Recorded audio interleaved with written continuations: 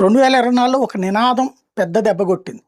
400 సీట్లతో మళ్ళీ రాబోతున్నామని నరేంద్ర మోడీ చెప్పేటప్పటికి ఓకే. ఆల్రెడీ ఫిక్స్ అయిపోయారు. మనకి ఇన్ఫర్మేషన్ వచ్చేసినట్టుంది. అమిత్ షా, నరేంద్ర మోడీలు మాట్లాడారంటే అని ఎవరి కాళ్ళు కాడి వదిలేసుకుని కూర్చున్నారు భారతీయ జనతా పార్టీ కార్యకర్తల నాయకులు అనేక చోట్ల.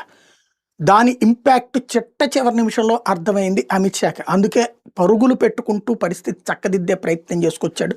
లైక్ తెలుగుదేశంతో వద్దనుకున్న బంధాన్ని తీసుకురావడం, జేడీఎస్తో వద్దనుకున్న బంధాన్ని తీసుకురావడం, అట్లాగే వివిధ ప్రదేశాల్లో పొత్తులు లేకపోయి ఉంటే అధికారంలోకి సాధ్యమయ్యేది కాదు.